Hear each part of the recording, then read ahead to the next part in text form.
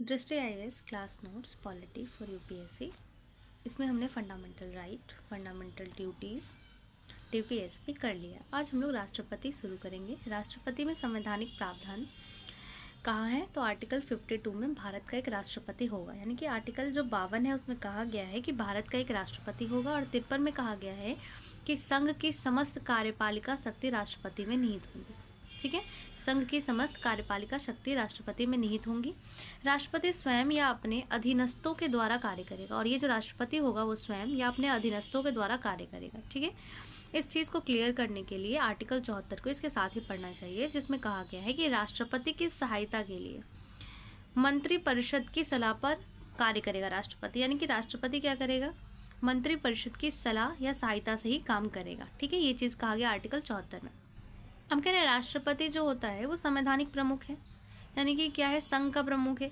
किस बात से ये सिद्ध होता है कि संघ का प्रमुख है? क्योंकि पीएम की नियुक्ति करेगा, सभी मंत्रियों की नियुक्ति करेगा, अध्यादेश की शक्ति होती है इसके पास, ये आपातकाल की शक्ति होती है इसके पास। तो इससे जानते हैं कि संवैधानिक प्रमुख है। लेकिन क्या है कि सभी मामलों में राष्ट्रपति मंत्रिपरिषद की सलाह से बंधा हुआ भी है, ये चीज़ भी इसमें ध्यान रखना होगा।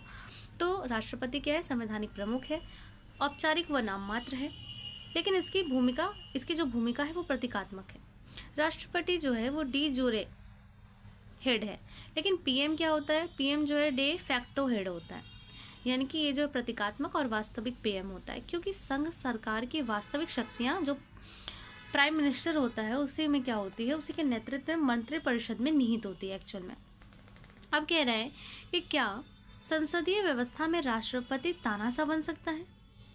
तो इसे हम लोग 3 चीज़ में देखेंगे कि तानाशाह बन सकता है कि नहीं। इसको संविधान के संदर्भ में, संविधान सभा के संदर्भ में और न्यायपालिका के संदर्भ में देखेंगे। अगर संविधान के संदर्भ में देखें तो आर्टिकल 53 को और आर्टिकल 74 के साथ जोड़ा जाता है, जिसमें कहा गया कि राष्ट्रपति संवैधानिक प्रमुख है, लेकिन राष्ट्रपति की भूमिका प्रतीकात्मक है, क्योंकि संसदीय व्यवस्था में राष्ट्रपति मंत्रिपरिषद की सलाह पर काम करता है। ठीक है, ये सलाह से बंधा हुआ है। सलाह से बंधा हुआ है तो वो किस प्रकार जो है वो तानाशाह हो सकता है? कोई चांस नहीं है। अब यहाँ पे संविधान सभा के संदर्भ में अगर देखें तो अंबेडकर का कहना है कि राष्ट्रपति प्रतीकात्मक प्रमुख है, वास्तविक शासक नहीं है।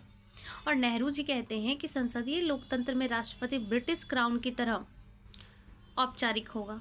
ठीक है, तो ये भी क्या होगा? ब्रिटिश क्राउन की तरह क्या होगा? औपचारिक होगा। ये नेहरू का कहना है।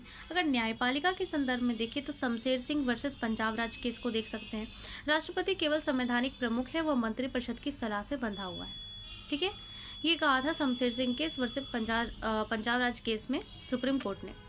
यूएन राव केस देखें तो इस केस में कहा गया कि लोकसभा का विघटन होने के बाद भी नई सरकार बनने तक राष्ट्रपति पुरानी मंत्रिपरिषद की सलाह से कार्य करेगा। अगर लोकसभा का विघटन भी हो जाता है उसके बाद भी नई सरकार बनने तक जो राष्ट्रपति है वो पुरानी मंत्रिमंडल की सलाह पर कार्य करेगा। राष्ट्रपति की स्थिति प्रतीकात्मक है, लेकिन राष्ट्रपति पूर्णतः कह सकते हैं कि रबड़ स्टैंप यानी कठपुतली नहीं है। इसकी स्थिति प्रतीकात्मक है लेकिन पूर्णतः कठपुतली नहीं है, क्योंकि राष्ट्रपति के पास कुछ संवैधानिक और पारिस्थितिक जन्य शक्तियां भी हैं जो राष्ट्रपति को औपचारिक रूप से सक्रिय बनाती हैं। अब है मंत्रिपरिषद की सलाह पर एक बार पुनर्विचार के लिए शक्ति कैसे शक्तिशाली बना रही है? तो एक बार क्या कर सकता है राष्ट्रपति? पुनर्विचार के लिए मंत्रिपरिषद के पास लौटा सकता है किसी भी चीज़ को, जिसको निलंबनकारी वीटो शक्ति भी कहते हैं। दूसरा, राष्ट्रपति किसी विधेयक को अनिश्चित समय तक के लिए रोक भी सकता है, जैसे पॉकेट वीटो की शक्ति। ज्ञानी जैल सिंह ने रोका भी था, एक बार इसका यूज़ भी किया था। फिर तीसरा, मंत्रिपरिषद सरकार को बर्खास्त करना। ठीक है, सरकार को बर्खास्त करने की शक्ति। लोकसभा का विघटन।